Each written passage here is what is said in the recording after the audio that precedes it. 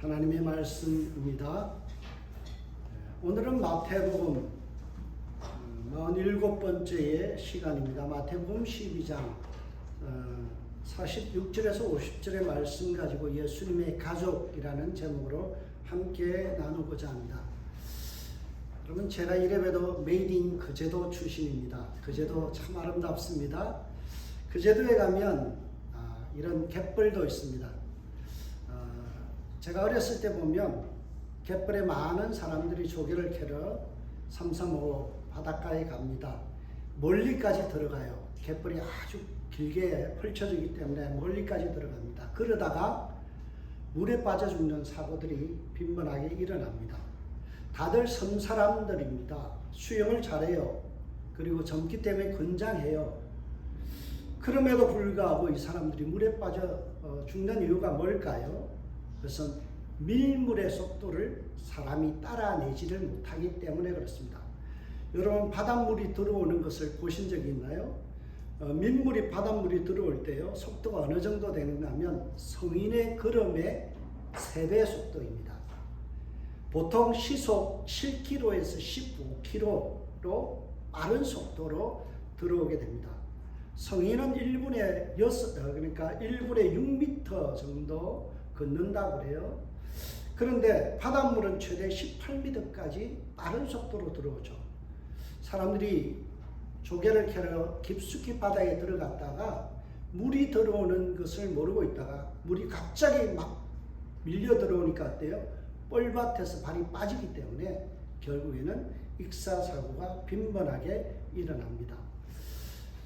여러분, 저는 오늘 마태복음 11장과 12장을 보면서 느끼는 것이 무엇인가 하면 악의 밀물이 참 거세게 들어온다, 그런 느낌을 보게 됩니다.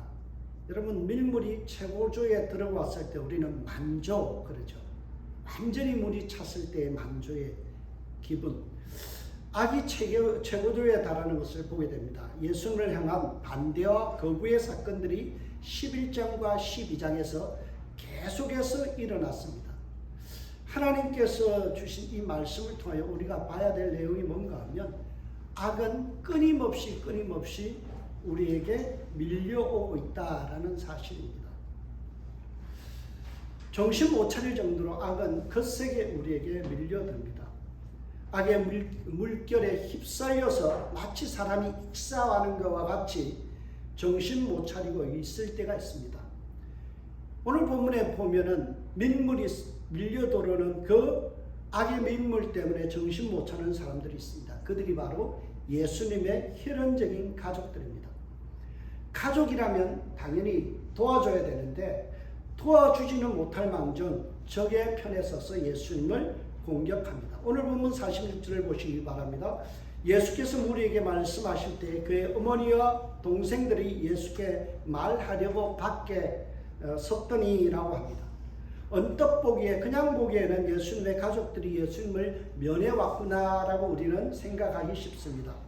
예수님의 동생, 혈연적인 동생 야고보서를 쓴 사람이죠. 요셉, 시몬, 유다서를 쓴 유다, 그리고 예수님의 여동생, 이들이 예수님이 부활승천하기 전까지는 그들은 예수님을 믿지를 않았어요. 그래서 그냥 예수님에게 방문하여서 그들 예수님의 얼굴을 보고 싶어서 왔나, 우리는 그렇게 생각할 수 있지만 전후 맥락을 살펴보면 아주 악한 의도를 품고 예수님에게 다가왔던 것을 우리는 알 수 있습니다. 여러분, 예수님의 어머니와 마리아 그리고 형제들, 이 야고보, 요셉, 시몬, 유다라는 이 사람들이, 그리고 예수님의 여동생까지 예수님을 찾아온 이유가 뭘까요? 예수님을 체포하여 감금시키기 위해서입니다. 예수를 볼 때 그들은 집안 망신시키는 오빠, 집안 망신시키는 형님, 집안 망신시키는 자식으로만 취급했습니다. 그래서 예수님을 체포해서 끌고 가기 위해서 떼거지로 몰려와서 지금 예수님이 말씀 설교하고 있는 밖에 서 있는 것입니다. 오늘 본문과 같은 내용을 다루고 있는 병행 본문 마가복음 3장 31절에서 45절의 말씀이 있는데요. 그 말씀 앞에 보면 이런 말씀이 있습니다. 예수님을 가족들이 찾아온 이유를 이렇게 밝힙니다. 예수의 친족들이 듣고 그를 붙들러 나오니 이는 그가 미쳤다 함이르라. 예수님께서 기적을 행하신 이 일을 바리새인들은 뭐라고 주장했어요? 바알세불의 귀신의 힘을 빌어서, 그래서 이런 그 귀신 장난을 한다라고 여겼죠. 가족들 역시 예수님이 미쳤다, 귀신 들렸다, 예수님이 하는 것이 정상이 아니다, 가족들은 너나 할 것이 그런 생각을 품고 예수님을 붙들려 왔다라고 이야기합니다. 나사렛에서부터 가버나움까지 예수님의 가족들은 일사불란하게 예수님을 체포하기 위해서 무려 건장한 형제 4명과 그리고 여동생과 어머니까지 동행해서 지금 예수님을 붙들러 왔습니다. 21절에 보면 그를 붙들러 나오니라는 이 단어가 어떤 뜻이고 하냐면 크라데사이라는 이 단어는요, 강한 힘으로 지배하다 또는 체포하다, 감금시키다 라는 뜻을 갖고 있습니다. 이 단어가 마가복음 6장 17절에서는 헤롯이 세례 요한을 옥에 감금시켰다 할 때 사용된 단어예요. 예수님의 형제들이 지금 예수님을 붙들러 왔는데 뭘 하려고 하고 있어요? 수갑 채워서 체포해서 끌고 갈 마음으로 왔다라는 것입니다. 예수님의 형제들의 마음의 상태는 매우 악한 상태입니다. 예수님의 가족들은 바리새인들이 하는 주장을 진리로 받아들였습니다. 그래서 예수님이 비정상이다, 미쳤다, 정신 나갔다, 그리고 귀신에 완전히 사로잡힌 사람으로 취급하고 있습니다. 그래서 충격에 휩쓸려서 그들은 두 팔을 걷어붙이고 예수님을 체포하러 온 것입니다. 여러분, 기본적으로 그들이 왜 이렇게 생각했을까요? 그들은 예수님을 메시아로 믿지 아니했기 때문에 그렇습니다. 요한복음 7장 5절에 보면 예수님의 형제들의 상태를 이렇게 보고합니다. 이는 그 형제들까지도 예수를 믿지 아니함이로라. 예수님의 형제들은 예수님을 메시아로 믿지 않았다라는 사실이에요. 왜 이런 일이 벌어졌을까요? 예수님과 30년간 함께 지냈습니다. 눈을 떠서 함께 밥 먹고 함께 자고 했던 그 형제들이 예수님을 메시아로 몰라왔다는 거예요. 왜 그랬을까요? 그것은 딱 한 가지 이유입니다. 건성건성 피상적으로 예수님을 알았다라는 거예요. 우리말에 이런 말 있죠. 수박 겉핥기식. 여러분, 수박이 맛있어요. 겉을 아무리 핥아봐야 단맛을 느낄 수 없고 시원한 맛을 느낄 수 없습니다. 사람들은 예수를 알 때 너무나 형식적이고 그리고 수박 겉핥기식으로 피상적으로 예수를 알고 있다라는 사실입니다. 여러분, 예수님을 낳았던 마리아는요, 분명히 그가 예수님을 잉태했을 때 가브리엘의 계시를 직접 받았어요. 보통 경험이 아니죠. 여러분에게 천사가 와서 직접 말한다고 생각해 보세요.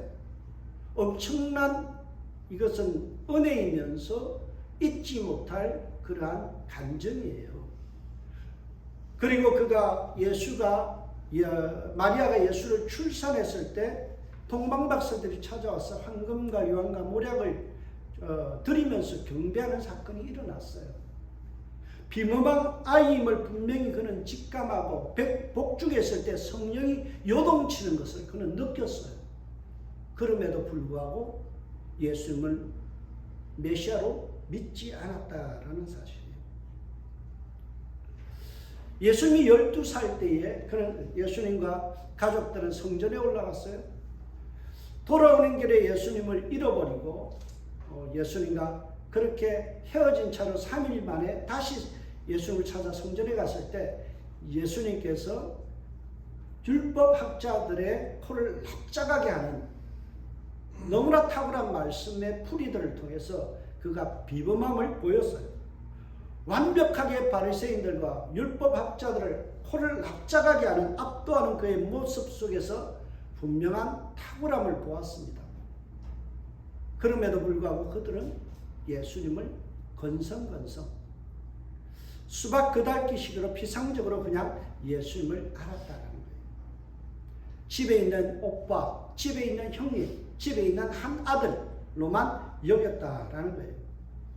장남의 의무를 내팽개치고 하나님 나라 운동한답시고 사람들 모아서 몇 명이서 돌아다니는 그런 방랑하는 그 예수님의 삶을 이해할 수가 없었던 거죠. 그래서 그들은 예수님을 오해하게 된 것입니다. 누가복음 2장 4절에 보면 듣는 자가 다 그 지혜의 대답을 기이 여기더라. 성전에서 예수님께서 말씀을 풀이할 때 모든 사람들이 기이 여겼다. 여기서 기이 여겼다라는 단어의 뜻은요, 까무라치게 놀랐다라는 거예요. 또 완전히 기절초풍했다. 감전된 상태처럼 완전히 얼어붙었다, 그런 뜻이에요. 예수님의 이 탁월한 말씀에 그들은 감전된 듯이 총 맞은 것처럼이라는 가사처럼요, 그냥 완전히 감전되어 버렸어요. 그런 경험을 했음에도 불구하고 예수님을 깊이 알지 않았다는 거예요. 여러분, 이 피상승의 문제는 예수님의 가족들만의 문제일까요? 오늘날 그리스도인의 문제가 바로 이 예수님을 건성건성 수박 그달기식으로 예수님을 알아간다는 것이 문제입니다. 오늘날 그리스도인의 가장 큰 적은 뭔가 하면 예수를 대충대충 믿고 대충대충 알고 대충대충 피상적으로 예수님을 생각하고 믿는다는 거예요. 여러분, 영성의 대가라 불리는 리차드 포스트가 쓴 유명한 책이 있습니다. 영적 훈련과 성장이라는 책입니다.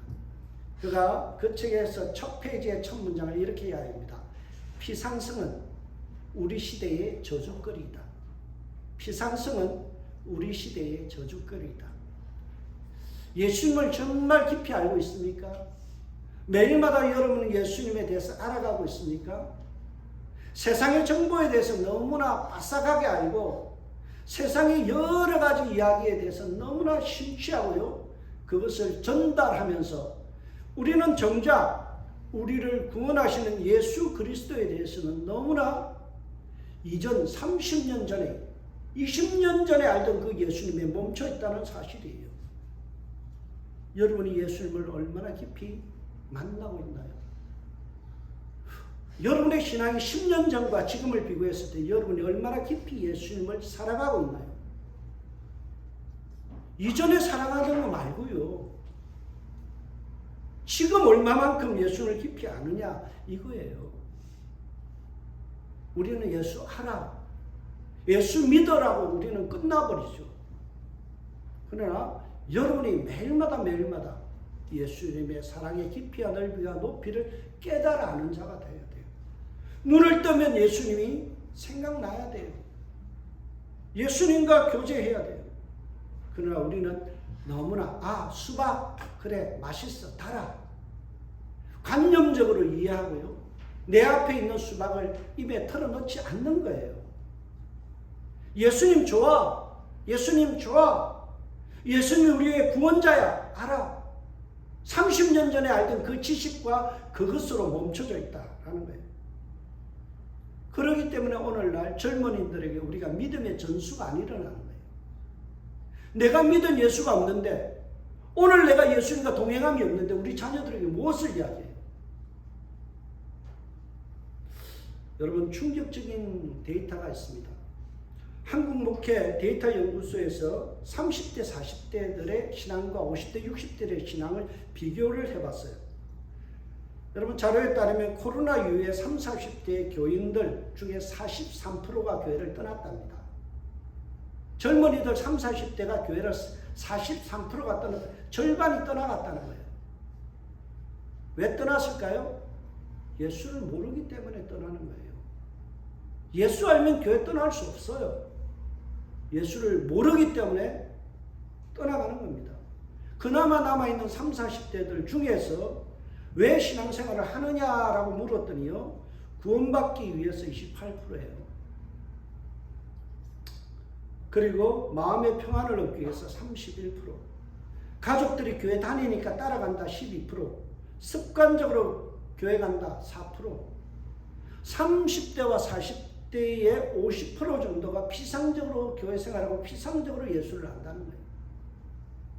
여러분, 나를 위해서 누군가가 대신 죽었다라고 생각해 보세요. 그 사람을 잊어버릴 수 있나요? 못 잃어버리죠. 생명의 원인을 우리가 어떻게 해요? 나를 위하여 나의 죄를 위하여 십자가 지신 예수님을 우리가 어떻게 잊어버리고 어떻게 교회를 떠나갈 수 있느냐는 거예요. 여러분, 나는 하나님을 믿지만 예수를 믿지 않는다는 통계가 무려 34%가 나왔어요. 하나님, 우주적인 하나님은 있을 거야. 창조주라는 분은 있을 거야. 그러나 예수 그리스도는 나와 상관없는 분이야. 그분이 어떻게 메시아가 되고 그분이 어떻게 나의 죄를 용서할 수 있어? 라고 생각하는 젊은이가 34%. 그것도 교회 안에 있는 사람. 교회 밖에 있는 사람 아니고 교회에 나오는 청년들 30, 40대의 생각 속에 있는 예수님에 대한 생각이 34%가 나 예수 안 믿어요. 여러분, 얼마나 피상적인 신앙인 줄 알 수 있죠. 나이가 들어가면 예수를 더 깊이 알아가야 되는데, 나이가 들어가면 내가 어제 예수님보다 더 사랑해야 되는데, 더 헌신해야 되는데, 더 가깝게 여겨져야 되는데, 우리는 타성으로, 지금까지 오는 관성으로 그냥 내가 믿던 습관적인 신앙으로 우리는 흘러간다는 거예요. 그래서 20세기에 저명한 신학자, 네덜란드 신학자요, 목사요, 철학자였던 헤르만 바빙크라는 사람이 있습니다. 여러분, 헤르만 바빙크는요, 켈빈 다음으로 유명한 장로교 개혁주의 신학자예요. 이 사람이 쓴 책이 유명한 책이 많습니다. 그분이 이런 지적을 합니다. 죄와 은혜의 대조는 심히 약화되었습니다. 거듭남과 성령의 사역은 그저 주변부로 밀려났습니다. 선택과 칭의와 같은 전체 신앙적 요소는 부족하거나 아예 다 사라져버렸습니다. 어떤 이는 미국인의 신앙생활에는 깊이가 없는 대신 넓이가 있다라고 이야기합니다. 여러분, 이 말의 뜻이 뭔가요? 신앙에 대해서 모르는 거 없어요. 제자 훈련 받고 성경 공부해서 잡다한 지식은 많습니다. 근데 깊이가 없다는 거예요. 깊이가. 신앙에 깊이가 없다는 거예요. 조금만 바람 불면요, 픽 쓰러져요. 옆에 있는 성도가 몇 마디 했다고 시험 들어서 교회 안 나온대요. 내 마음이 신기가 조금 불편한다고 나는 저 사람 안 보겠대요.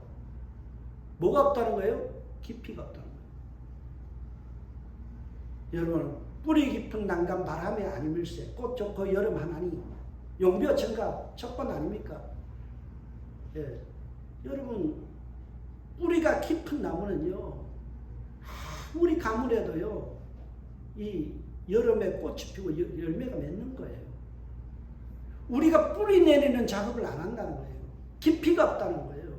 예수를 깊이 사랑하고 깊이 생각해야 되는데 우리는 너무나 방대한 지식을 갖고 있어요. 옛날에 목사님들보다 더 많은 지식을 알고 있고 더 많은 설교를 읽고 돌아서서 설교 듣잖아요. 유튜브 설교 얼마나 많은 설교를 들어요. 너무나 많이 알아요. 목사 뺨칠 정도로 설교를 들어서 알아요. 근데 뭐가 없어요? 깊이. 내가 깊이 주님 안에 뿌리 내리는 게 없다. 너무나 깊이 내가 주님과 사랑하고 주님과 교제하고 주님을 위해서 헌신하겠다는 그 마음과 그런 게 없어요.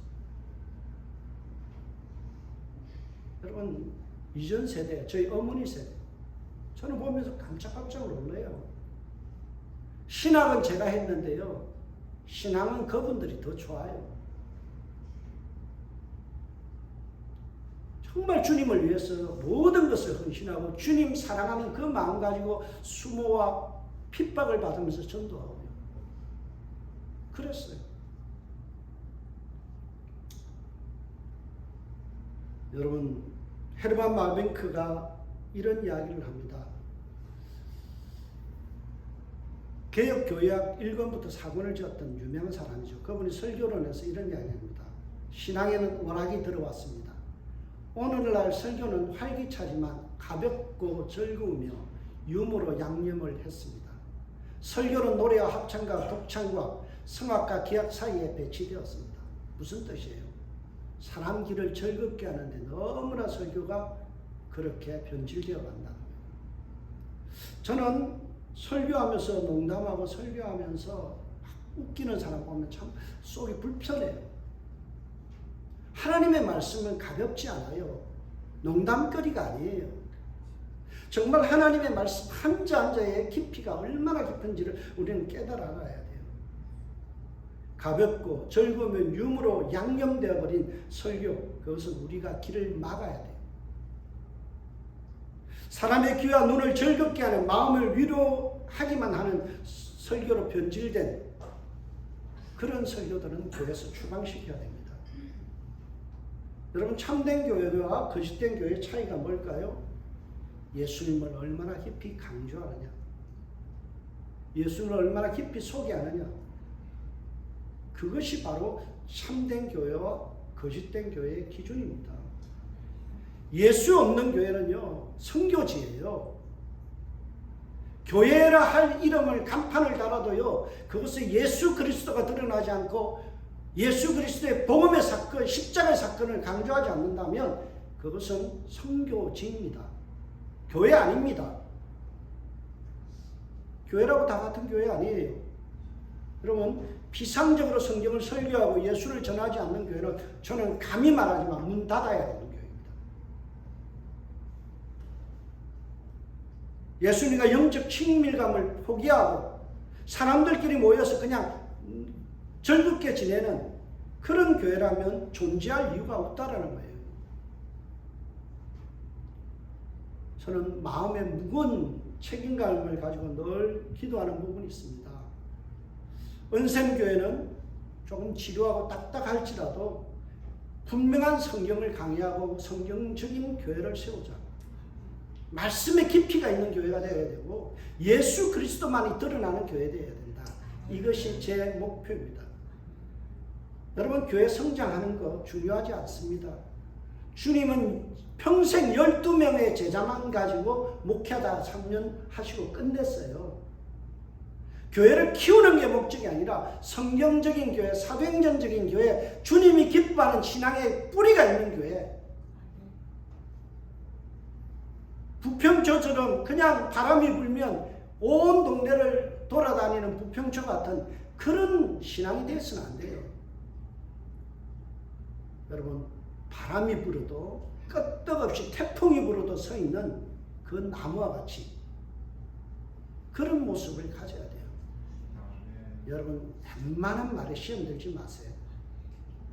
웬만한 말에 여러분 넘어가지 마세요. 오직 예수를 알아가는 일에 여러분 깊이를 가지시길 주의 이름으로 축복합니다. 제가 늘 마음에 묵상하는 말씀이 있습니다. 히브리서 3장 1절 말씀인데요. 그러므로 함께 하늘에 부르심을 받은 거룩한 형제들아, 우리가 믿는 도리의 사도이시며 대제사장이신 예수를 깊이 생각하라. 예수를 깊이 생각하라. 깊이라는 이 말이요, 못을 박다. Fix your thought on Jesus. 예수님만큼 완전 픽스 시켜라. 그거예요. 좀 근사한 표현을 하면요, 예수님께 몰입하라. 몰입하라. 여러분 무엇에 몰입해 본 적 있죠? 네, 골프에 몰입하면요, 어때요?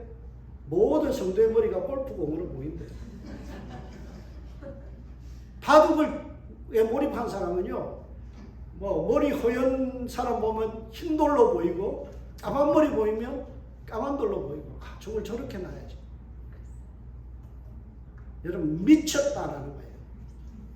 바울이 뭐라고 했어요? 내가 예수를 위해서 미쳤다 그러잖아요. 몰입했다라는 거예요. 예수를 알고 몰입한다는 겁니다. 여러분, 예수를 알아가는 삶에 우리의 모든 것을 드려야 돼요. 오늘 본문에 보면, 제가 말씀한 히브리서 3장 1절에 보면 우리가 믿는 도리의 사도이시며 대제사장, 이 두 가지의 단어가 참 중요해요. 제가 믿는 도리의 사도, 이 뜻이 뭔가를 헬라어로 찾아봤어요. 호몰로기아라는 단어인데요, 이 말은 고백하다, 찬양하다. 그러니까 우리의 찬양의 대상이 되신 예수 그리스도, 우리의 신앙 고백의 대상이 되신 예수 그리스도, 이거예요. 믿는 도리가 믿는 방식이 아니고요. 우리가 예수를 찬양하고 예수가 나의 주인 되시고 나의 죄 사함의 구원자 되신 그 사실을 고백하고 찬양하는 것. 여러분 매일마다 일어나면 예수 찬양하십니까? 예수님 찬양, 예수님 찬양, 예수님 찬양합시다. 우리 노래 정말 열심히 불렀잖아요. 일어나면 예수 찬양해야 돼요. 예수님 고백해야 돼요. 나 같은 죄인을 살려주신 주님 감사합니다. 오늘도 눈뜨게 하신 주님의 은혜 너무나 귀합니다. 찬양합니다. 경배합니다. 높여드립니다. 그리고 대제사장 되셔서 나의 죄를 단번에 모든 것을 완벽하게 용서해 주시고 해결해 주신 대제사장 되신 예수 그리스도, 그분을 내가 인정하고 높여드립니다.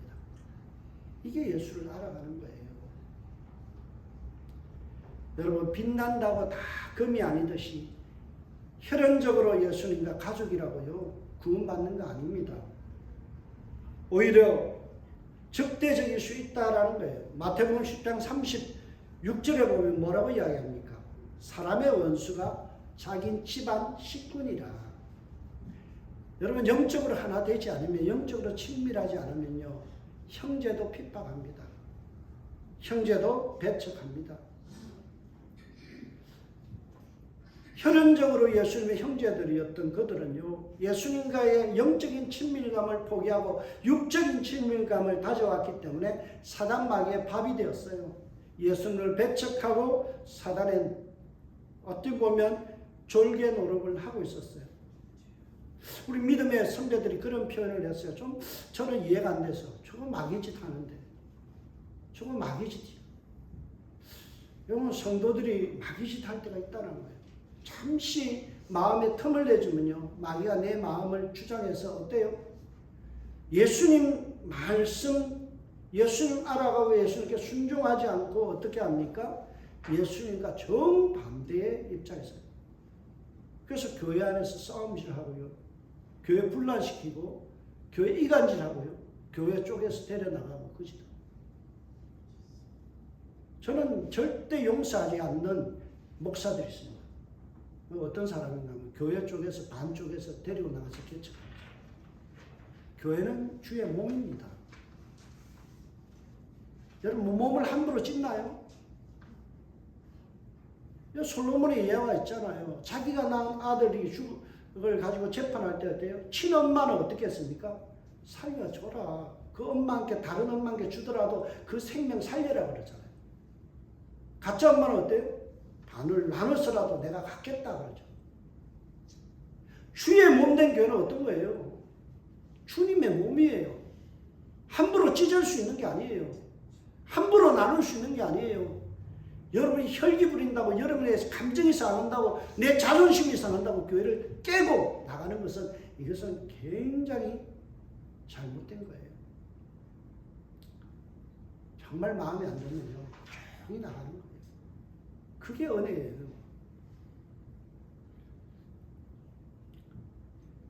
여러분 오늘 예수님의 형제라 하지만 그들은 예수님을 공격합니다. 예수님을 폄하합니다. 미친 사람이라고, 정신 나간 사람이라고 그렇게 매도하고 있습니다. 씩씩거리며 다가와서 예수님을 체포해서 데려갈 생각을 합니다.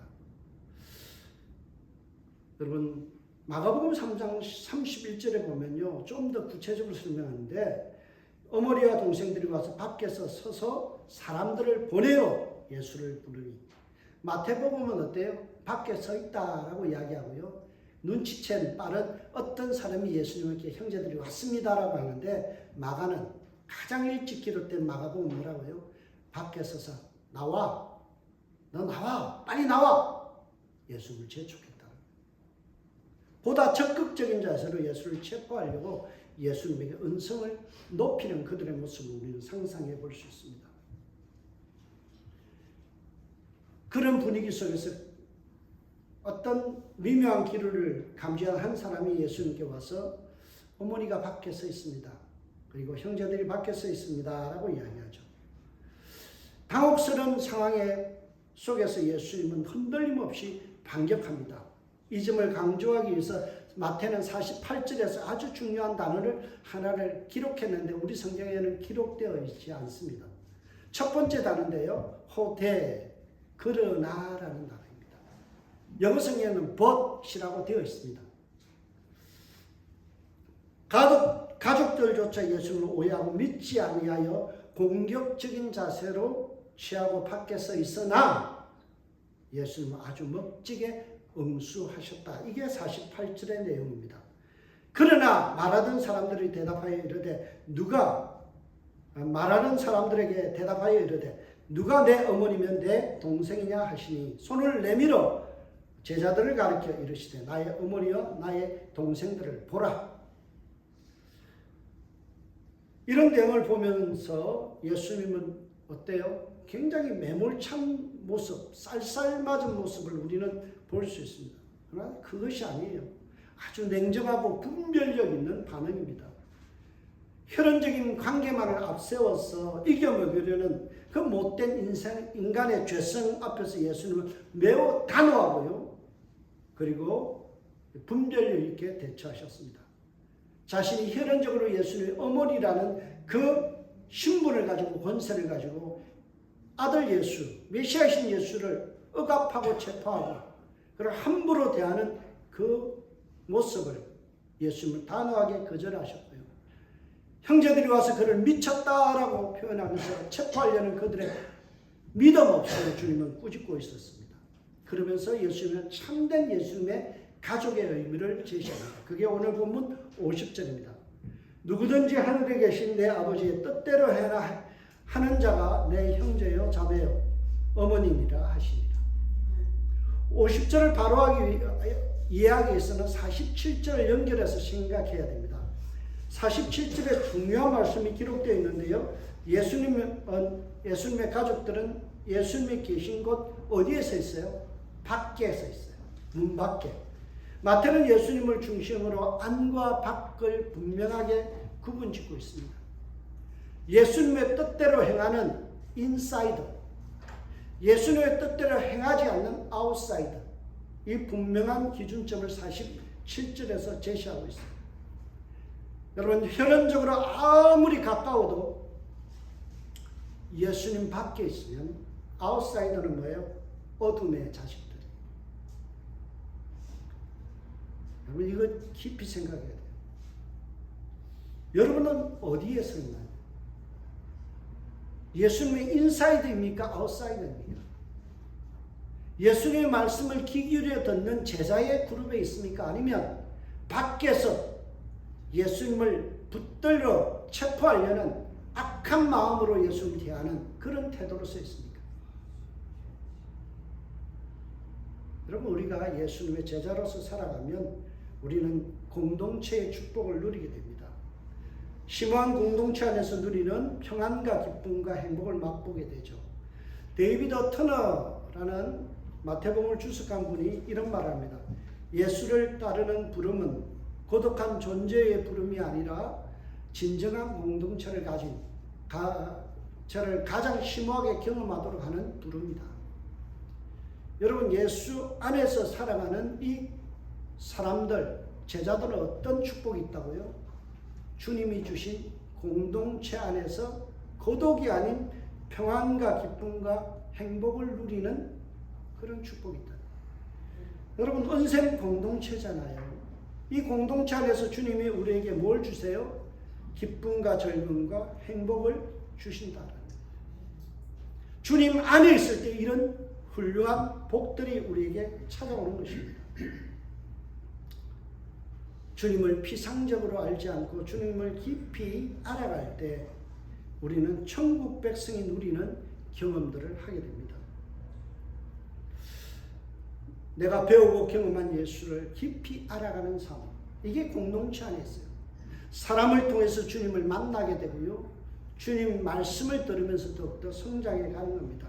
그리고 중요한 것은 내가 배우고 경험한 것을 행동으로 재현하는 것입니다. 이 말의 뜻은 저는 이런 말을 하고 싶어요. 어떤 말인가 하면 제가 어렸을 때 영락없는 너 아버지를 닮았다라는 표현을 해요. 너는 어떻게 저는 아버지하고 참 오래 있지는 못했어요. 제가 18살 때 아버님 돌아가셨고요. 저는 12살 될 때 목회하는 목사집으로 보내버렸어요. 목사 될 사람은 목사집에서 가야 된다. 제가 고작 기억은 나는 건요, 12살까지밖에 없어요. 아버지의 추억이. 그 중에서도 거의 눈 뜨면 아버지는 보여서 일하러 공장에 사장이니까 거기 일하러 가셔요. 아버지 출장 가시면 일주일씩 밖에 계십니다. 근데 지금 제가 딱 가면요, 어른들이 그래. 너는 어떻게 아버지 그렇게 빼닮았냐? 걸음걸이, 말하는 톤, 말하는 거 똑같다. 그 말을 하세요. 여러분, 자식은 부모를 닮는 거예요. 우리가 하나님의 진정한 가족이라면 아버지 대신 하나님을 닮아야 돼요. 여러분, 특별히 우리가 빼다 봤다는 표현처럼 하나님을 닮아야 되는데, 하나님은 어떤 분인가요? 그것은 바로 거룩하신 분이죠. 내가 거룩하니 너희도 거룩하라. 데살로니가전서 4장 3절에 이렇게 말씀합니다. 하나님의 뜻은 이것이니 너희의 거룩함이라. 곧 음란을 버리라. 하나님의 뜻이 뭐라고요? 하나님의 뜻대로 행하는 자가 하나님의 진정한 가족이라는데, 하나님의 뜻이 뭐라고요? 거룩함. 거룩함이래요. 여러분, 얼마나 거룩한 모습이 있나요? 하나님의 거룩하심처럼 우리는 거룩해야 돼요. 이 거룩함이 드러나지 않는다면 덜 닮은 거예요. 어디서 주워온 자식일 수도 있습니다. 여러분, 우리가 하나님의 진정한 가족은요, 교회 안에서 거룩함을 연습하는 거예요. 교회 안에서 거룩함을 배워나가는 거예요. 주신 말씀을 따라서 거룩한 삶을 드러내는 거죠. 그래서 빛의 열매, 착함과 의로움과 진실함이 드러나는 거예요. 두 번째로 하늘에 계신 내 아버지의 뜻대로 행하는 자라고 해서 행하다라는 거예요. 행동이 열매가 있어야 된다는 거예요. 누가복음 8장 21절에 하나님의 말씀을 듣고 행하는 자가 하나님 나라의 진정한 가족이라고 말씀하죠. 여러분, 예수를 구주로 믿는다면 우리의 삶이 달라져야 돼요. 삶의 열매가 있어야 돼요. 삶의 열매는 바로 성경이 말씀하는 대로 살아가는 겁니다. 성경을 영어로 우리는 캐논, 잣대라고 이야기합니다. 기준이라고 하죠. 성경이 우리의 삶의 기준이에요. 그 말씀을 따라서 살아가는 거예요. 마태복음을 통해서 우리에게 보여주는 한 가지의 단어가 있습니다. 그게 뭐라고요? 긍휼의 예수님. 긍휼이 뭐라고요? 남을 보면서 불쌍히 여기는 마음. 참 안 됐다. 마음이 아프다. 마음이 찢어진다. 이걸 느끼는 거예요. 최영삼 교수가 쓴 긍휼의 예수. 마태복음 주석서예요. 마태는 우리에게 소개하는 예수님의 모습이 뭐라고요? 예수 닮는다면 이제 좀 긍휼해지라. 이기적이지 말고 좀 더 셀피시하지 말고 좀 긍휼해라. 여러분, 제가 주기도문을 보면서 깜짝 놀란 게 있어요. 그게 뭔가 하면 하늘에 계신 뭐라고요? 우리 아버지. 왜 나의 아버지가 아니고 우리 아버지일까요? 주기도문은 주님이 가르쳐 주신 기도에 6번이나 우리라는 단어가 나옵니다. 저는 그 묵상하면서 이런 깨달음을 얻었어요. 뭔가 하면 니만 생각하지 말고 우리를 좀 공동체를 생각해라. 네 심기 불편한 거 생각하지 말고 우리 공동체 좀 생각해라. 내 행복한 거 생각하지 말고 내 자존심 생각하지 말고 우리 생각한다면 나에게 잘못한 사람도 용서할 수 있어. 그래야 주님도 너 용서해. 주기도문은 우리에게 뭘 이야기해요? 공동체 안에서 서로 긍휼히 여기라. 불쌍히 여기는 마음 좀 가져라. 예수 닮아서 예수님 사람 가렸냐? 측은히 여기고 불쌍히 여기고 좀 그들을 내 마음을 열어서 그들을 좀 정말 사랑하는 마음 보여줘라. 그게 마태가 우리에게 전해주는 예수님의 스토리예요. 구원하시기 위하여 자기의 생명까지 주신 그 긍휼의 예수님. 저와 여러분이 주님의 뜻이 바로 여기에 있다라는 걸 배우시고요. 주님 뜻대로 행하시기 바랍니다. 거룩하세요. 일주일의 삶을 거룩하게 행동으로 실천하고요. 사람을 긍휼히 여기고 사람을 사람으로 여기세요. 정말 우리 연생교회는요. 사람을 짐승으로 여기지 마세요. 사람을 적으로 여기지 마세요. 뭘로 여기라고요? 사람을 사람으로. 사람이 얼마나 존귀한 사람입니까? 하나님의 형상 대로 지음받았어요. 잘났든 못났든 아프든 아프지 않든 나이가 많든 적든 아무것도 못하는 사람이라 할지라도 우리 교회에 와서 기여하는 바가 1도 없다라고 할지라도 그는 존귀한 자입니다. 하나님의 백성이에요. 하나님의 사람이에요. 사람을 사람으로 대할 수 있는 정말 긍휼한 우리 교회 되어서 모든 사람을 끌어안고 함께 갈 수 있는 주님의 공동체 되시기를 주의 이름으로 축복합니다. 기도하겠습니다. 하나님, 예수 깊이 알기 원합니다. 예수 닮기 원합니다. 우리 교회는 예수님만 드러나기 원합니다. 예수님 사랑에 깊이 알게 하시고 예수님께 깊이 뿌리 내리는 저희들 되게 하여 주옵소서. 너무나 이기적인 세상 속에서 우리도 나의 하나님만 생각하지 우리의 하나님을 생각하지 못할 때가 너무 많습니다. 주님, 주위에 있는 자들 다 내 형제요 자매요 하나님 나라의 가족임을 우리가 깨닫고 대하게 하여 주옵소서. 축복하며 예수님의 이름으로 기도합니다.